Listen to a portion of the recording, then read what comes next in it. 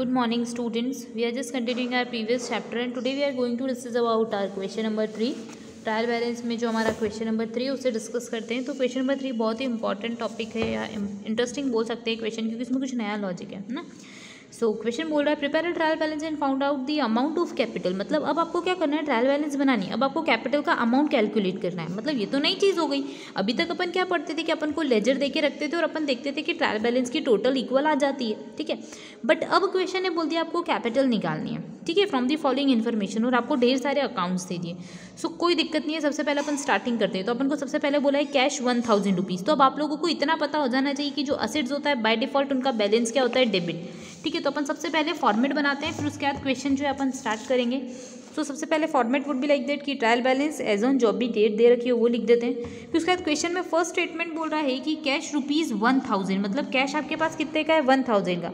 तो सबसे पहले लेजर में अपन क्या लिख देते हैं, कैश अकाउंट कितने का है, 1000। तो आपको पता है बाय डिफॉल्ट कैश का बैलेंस क्या होता है, डेबिट। तो आप कौन सी साइड पे लिख दोगे, डेबिट साइड पे।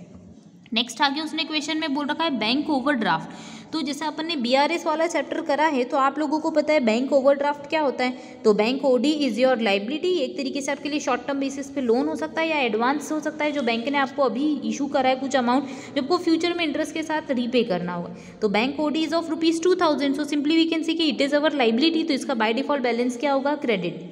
नेक्स्ट आपके पास होता है टूल्स ₹500 के। टूल्स है तो अपन लिख देते हैं टूल्स का जो अकाउंट है। टूल्स अपने लिए क्या होते हैं, छोटे छोटे करंट असेट्स होते हैं, ठीक है। तो टूल्स का कितने रुपए का बैलेंस है, 500। तो लिख देते हैं।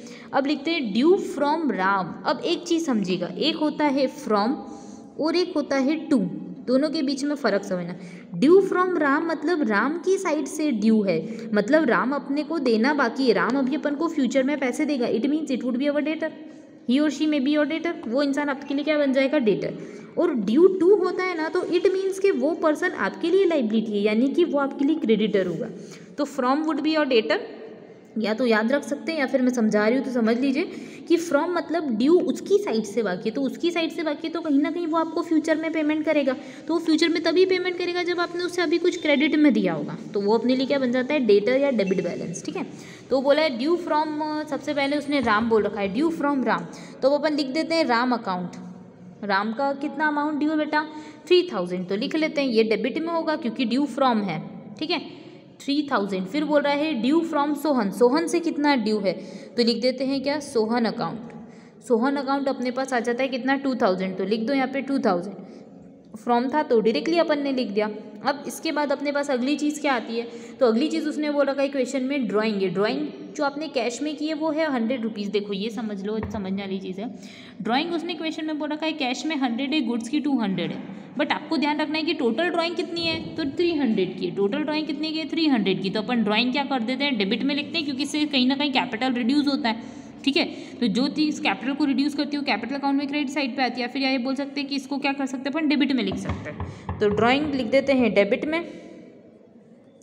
ड्राइंग टोटल आप देख लो कितने रुपए की है, 300 रुपीज़ की है। तो डायरेक्ट लिख देते हैं कितने रुपए, 300। Then simultaneously we have due to Hari. मतलब ये देखो अब यहाँ पे आ गया कॉन्सेप्ट ड्यू टू हरी, मतलब हरी को देना है, मतलब अपनी साइड से देना है।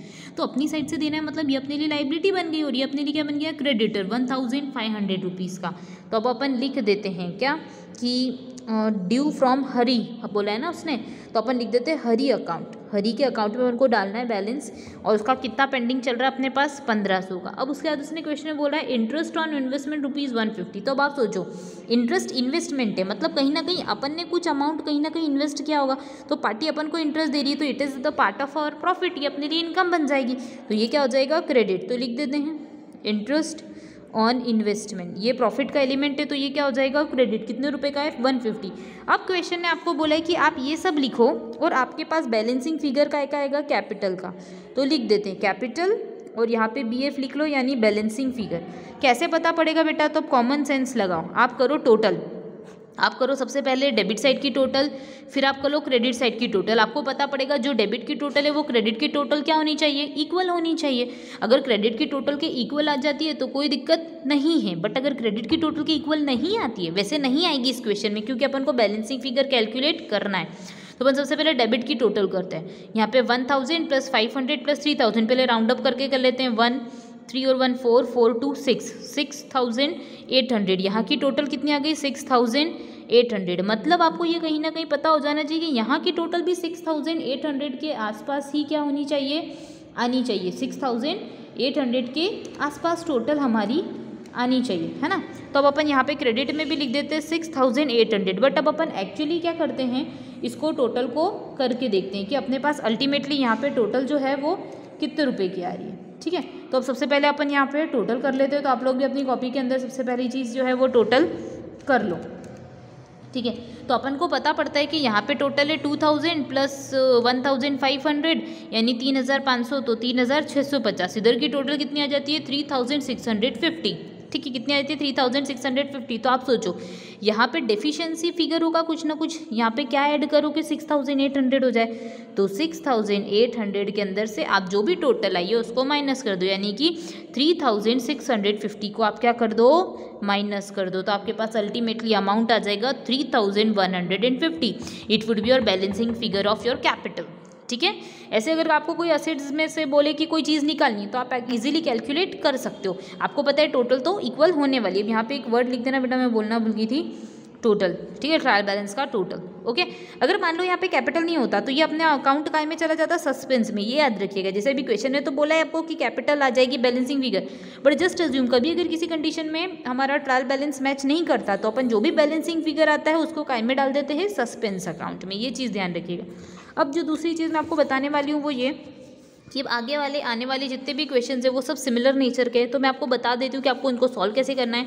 तो एक आप होमवर्क ले लीजिएगा, साथ में मैं आपको बताते जाती हूँ कि आपको कौन कौन सी क्वेश्चन कैसे कैसे सॉल्व करने हैं। तो क्वेश्चन अपन को ये बोल रहा है, क्वेश्चन नंबर 4 की बात करते हैं। Prepare the trial balance of Basant brothers on 31 दिसंबर को आपको बनाना है बैलेंस।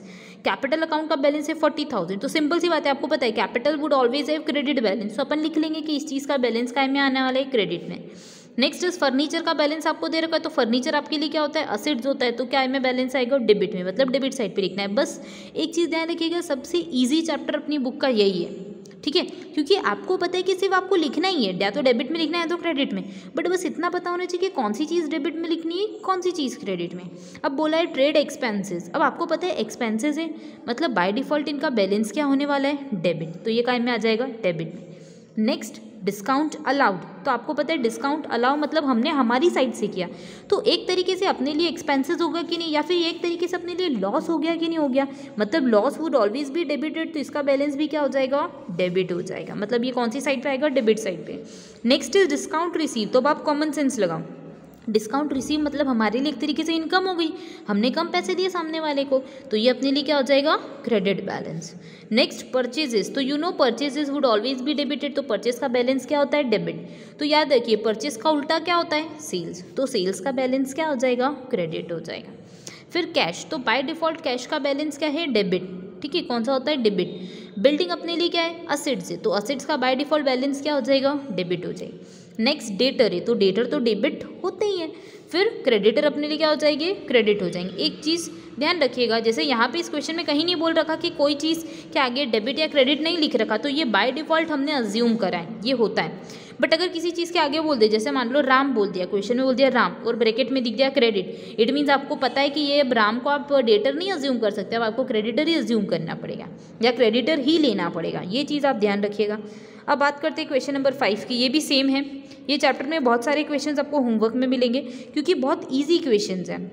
मैं आपको बता देती हूँ कौन सी चीज़ कौन सी साइड पर जाने वाली है। जैसे अब बात करते हैं क्वेश्चन नंबर 5 बोल रहा है कैश अकाउंट। तो बाय डिफॉल्ट कैश ऑलवेज है डेबिट बैलेंस, तो ये कहाँ में आएगा, डेबिट साइड में। परचेज अकाउंट 10,000 का है तो परचेज क्या होती है, डेबिट होती है, तो डेबिट में आने वाला है। सेल्स परचेज का उल्टा तो क्रेडिट में। आप जब 2-4 क्वेश्चंस की प्रैक्टिस करोगे ना तो आपको ऑटोमेटिकली सीख जाओगे कैसे करना है। Capital would always have credit balance, तो ये इसका बैलेंस कौन सी साइड पे लिखोगे, क्रेडिट। साइमल्टेनियसली डेटर है 5,000 की तो वो डेबिट में, क्रेडिटर है वो क्रेडिट में। Commission received. अब आप सोचो कमीशन जो हमने रिसीव कर रखी है तो ये हमारे लिए एक तरीके से इनकम या प्रॉफिट का पार्ट हो गया, तो ये कौन सी साइड पे आ जाएगी, क्रेडिट साइड पे। Then salary. तो सैलरी तो अपन को पता ही है कि डेबिट साइड पे आने वाली है क्योंकि वो अपने लिए एक्सपेंसेस है, तो इसको मैं छोटा सा लिख देती हूँ डेबिट में, ठीक है। फिर सन्ड्री एक्सपेंसेस 300, तो दैट्स इट, ये भी एक्सपेंसेस है तो डेबिट में हो जाएगी। तो ऐसा आप जब क्वेश्चन की प्रैक्टिस प्रैक्टिस करते रहोगे ना बेटा तो ये चीज़ आ जाएगी। अब आपको जो क्वेश्चन आगे, जैसे अब मैं आपको क्वेश्चन नंबर 6 बता देती हूँ, कुछ क्वेश्चंस मैं आपको बता देती हूँ, कुछ क्वेश्चंस जो हैं वो अपन खुद सॉल्व करेंगे। अगर कुछ नया कॉन्सेप्ट आता है तो मैं आपको बता देती हूँ। अब अपन बात करते हैं क्वेश्चन नंबर 6 की, ठीक है। तो क्वेश्चन नंबर 6 ऐसा बोल रहा है that you have to prepare the trial balance of particular organisation. Cash का बैलेंस दे रखा है, लिख देंगे कैश का, आपको पता है डेबिट में आएगा, परचेज डेबिट में आएगी, सेल्स अकाउंट आपको पता है, परचेज पता है ना तो सेल्स ऑटोमेटिकली कर लोगे, क्योंकि परचेज का अपोजिट सेल्स होती है तो सेल्स क्रेडिट में आ जाएगी। परचेज रिटर्न, तो अब ध्यान रखिए परचेज डेबिट होती है तो परचेज रिटर्न क्या होने वाली होगी, क्रेडिट, मतलब ये चीज़ कौन सी साइड पे आएगी, क्रेडिट साइड पे। वैसे ही सेल्स रिटर्न, तो अब आप ध्यान रखो सेल्स कहाँ दी है, क्रेडिट में, तो सेल्स रिटर्न कहाँ आएगी, डेबिट में। अब आगे जो मैं आपको समझाना चाहती थी वो ये कि जैसे राम है, राम के आगे उसने ब्रैकेट में बोल दिया क्रेडिट, इट मीन्स हमको पता पड़ गया कि राम अपने लिए क्या बन गया है, क्रेडिटर बन गया है, ठीक है। तो अब अपन को इसको क्रेडिटर ही ट्रीट करना है क्योंकि अपने पास ऑप्शन नहीं है, क्योंकि क्वेश्चन में बोल दिया है। अब आ गया मोहन, मोहन के आगे लिखा है DR, मतलब इसका बैलेंस डेबिट में है, यानी कि वो अपने लिए क्या बन जाएगा, डेटर बन जाएगा, तो अपन डेबिट साइड में लिख देंगे। देन फर्नीचर, तो फर्नीचर को डायरेक्टली आप डेबिट साइड में लिखेंगे, ठीक है। होप यू गॉट इट, ये चीज़ आपको समझ में आई होगी। तो बस आप एक कॉन्सेप्ट ध्यान रखिए कि जो असेट्स होते हैं बाय डिफॉल्ट उनका बैलेंस डेबिट होता है, लाइबिलिटीज का बाय डिफॉल्ट क्रेडिट होता है, प्रॉफिट से रिलेटेड या फिर एक्सपेंसेस से प्रॉफिट से रिलेटेड या फिर इनकम से रिलेटेड जो कंपोनेंट्स होते हैं उनका बैलेंस क्रेडिट होता है, और जो डेबिट में होते हैं वो एक्सपेंसेस होते हैं या लॉसेज होते हैं, ठीक है। तो क्वेश्चन नंबर 7 आप होमवर्क में करेंगे, ठीक है। क्वेश्चन नंबर 8 आप होमवर्क में करेंगे, बट एक चीज़ मेरे को आपको जो बताने वाली है वो ये कि आप हमेशा ध्यान रखिए कि क्लोजिंग स्टॉक जो होता है अपने गुड्स का वो कभी भी ट्रायल बैलेंस के अंदर नहीं आता है। क्लोजिंग स्टॉक जो होता है वो ट्रायल बैलेंस में अपीयर नहीं होता, तो बस इस चीज़ का ध्यान रखना, दैट्स इट। अगर अब कुछ नया क्वेश्चन आएगा तो वो नेक्स्ट वीडियो में अपन आगे का कुछ और दूसरा कॉन्सेप्ट जो है वो पढ़ेंगे, जिसमें कुछ इम्प्रॉपर सी ट्रायल बैलेंस होगी और अपन को उसको रेक्टिफाई करना होगा, रेक्टिफिकेशन करना होगा ट्रायल बैलेंस का, तो वो चीज़ अपन नेक्स्ट वीडियो में पढ़ेंगे। Thank you.